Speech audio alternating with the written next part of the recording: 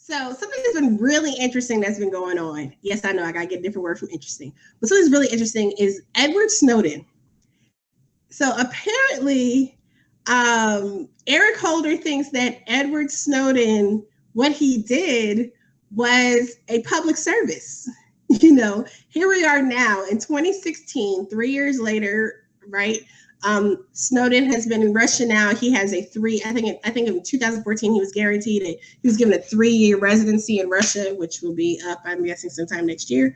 I don't really know how that works, but so recently in an interview, former Attorney General Eric Holder has said that he feels like what Edward Snowden did was a public service, right? By driving a conversation and opening up for greater changes to be made in terms of the way things are done, really exposing what was happening with the NSA. However, the caveat is that even though he feels it was a public service, he feels that the way he went about it was illegal, and he needs to be held accountable for such. So it's a really interesting conversation, right? About whether or not, because effectively, you know, one can argue, and it has been argued, Snowden himself argues that he is like a whistleblower, right? And under the law, whistleblowers have certain levels of protection and status. However, despite what, you know, different candidates and other people have said, there's not a clear indication. There really actually is no indication that whistleblower status, that a whistleblower in the intelligence community would actually be protected under existing protections. And there's an article out of The Guardian that really goes through, and Edward Snowden tweeted this out. You know, there's a Guardian, the articles, how the Pentagon punished whistleblowers. It came out about a week ago. And it's like long before, you know, Edward Snowden went public, John Crane was a top Pentagon official fighting to protect NSA whistleblowers.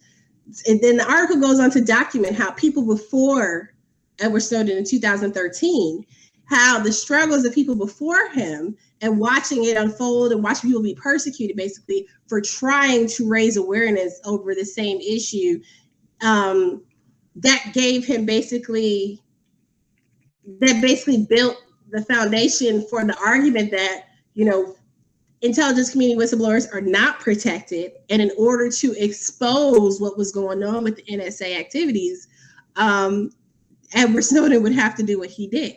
Now, I don't know for certain whether that is a valid. I'm not talking about this as a lawyer, because I'm not even gonna pretend like this is my area of expertise.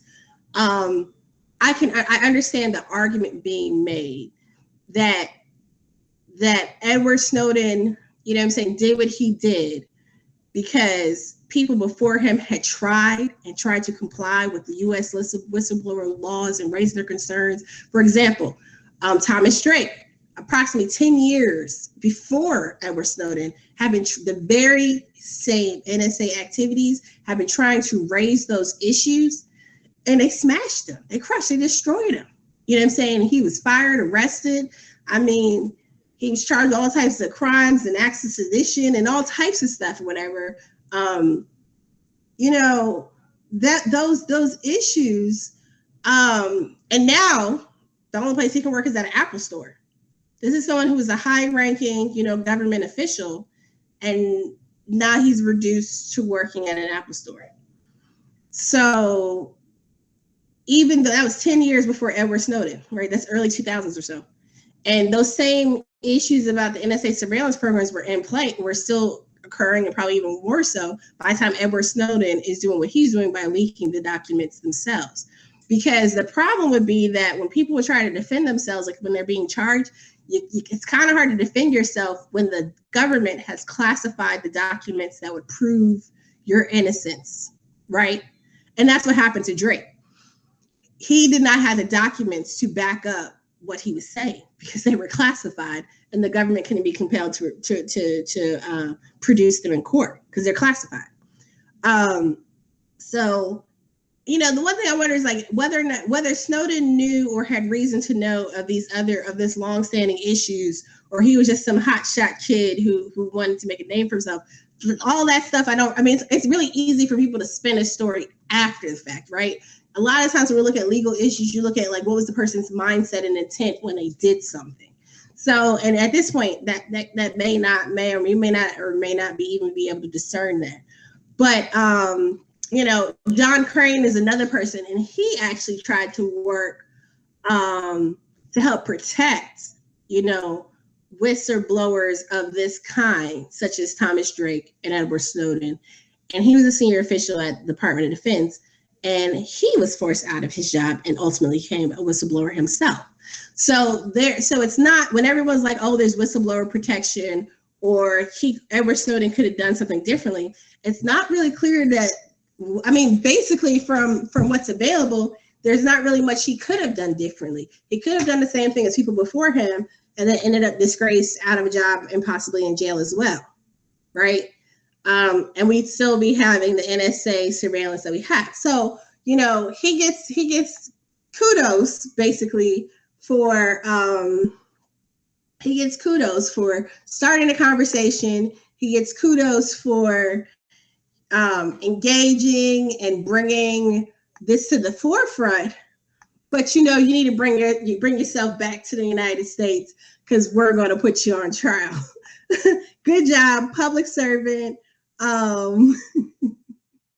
Edward Snowden and this thing, and there's a lot of stuff that's broken with our government. Compared to a lot of places, we do have a pretty decent system when you look at it that way. But when you look at what the system claims that it's supposed to stand for, what it's supposed to be about, even going back to my comic book stuff, truth, justice, and the American way. Truth, justice, and the American way, so long as you fit into certain boxes, so long as you're serving certain interests, and so long as you're catering to certain ambitions, right? Then there's truth and justice for those particular people. But when we're looking at, accountability and being, maintaining a certain level of integrity and due diligence based on our morals, ideas, and values as a society, we see a very different story. So here we have Edward Snowden, who, whether he's really the people's hero or folk hero, whatever, honestly, I have really no idea. Bernie Sanders has said before that he agrees that Edward Snowden did, bring about a conversation, but that he thinks that he needs to come back and have a trial, but it needs to be a fair trial. And I think there's something to be said that I think there was, Eric Holder went on to discuss that there were issues that, even though there were issues that it caused issues in the process and left the United States kind of blindsided to certain security concerns because this had happened, because documents and stuff had been leaked in the manner they did. And while there are better processes supposedly in place now, it caused issues at the time and could have, caused more potential dangers. So that's an interesting conversation. Like, what is the balance of the right thing in matters of national security, and how do we tailor, how do we balance that, particularly in this new age? Well, it's not new anymore. We've been in this age about 15 years now, with this never-ending war on terror, and the way the national security, the intelligence community has done things, since 9/11. Like how do we counterbalance this need for better intel, this need for increased communications, but then we have all these, baselines in terms of liberty and freedom, right? Then the government intrusiveness. There's little indication that some of the stuff the government has been doing has even yielded credible, intel, right?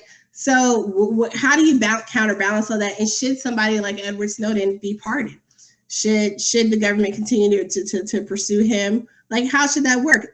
Edward Snowden had a tweet, and it really does. This tweet from Edward Snowden, it really points out the evolution or the hypocrisy, whatever you want to call it, but the evolution, in 2013 when this first happened, it's treason. He needs to be brought back here at all costs. I think I saw something that said Donald Trump had even said that he should be given the death penalty. That was in 2013, and then in 2014, because he has this little tweet, maybe not, but it was reckless. And in 2015, still technically it was unlawful. And in 2016, it was a public service, but. And in 2017 is blank. So basically the rationale of the federal government just keeps changing year by year. So, basically, I guess he's just going to wait him out. He still has Twitter. But here's what's also interesting, right? When we talk about the open internet, we talk about being able to have freedom of speech and stuff like that. And we talk about having freedom of speech. We talk about the internet. This is one that, because people like Snowden, who have evaded capture or whatever, they can continue and communicate and engage with us on the internet. This is one of those justifications. I don't know if you guys remember earlier on in the campaign when Hillary Clinton was talking about how she wanted to close the net, right? So, that's a problem. Right, because they're focused on these, there needs to be some type of assessment of threat, and it doesn't seem like that necessarily happens. They get all caught up on these talking points, and again, this is an election year, right? So you want to seem tough on all types of crime and not just free to be you and me or whatever. So it's understandable that you want to make sure that people who are serving in certain capacities are secure, but at the same time, there's a lot of stuff that goes on in the name of national security that is not up to snuff. And there's no check and balance in the process either. So the Snowden tweet and the Snowden stuff, that's been pretty interesting. Some of Marcus Plenty from the chat room said Hillary should make that promise as well, considering how lackadaisical she was with her classified info. I think that's a really interesting point, right? We have a candidate. We have our front runner on the Democratic side who has been very careless with classified info. But we have someone, I think the difference is that he intentionally gave it away to the newspapers and stuff, right? And I think that people argue that was treason. He definitely did something. Now that it's not treasonous, but he did something that was unlawful. It was good that he did it, though, because he helped, expose some of the issues going on and the need for reform. But then that's another conversation. How can you have reform and something that's completely unchecked, like national security and intelligence, if you don't have a mechanism for people to do something like whistleblowing? Where is an OIG or an ombudsman or something outside of the core powers that be to help make these oversight, issues occur?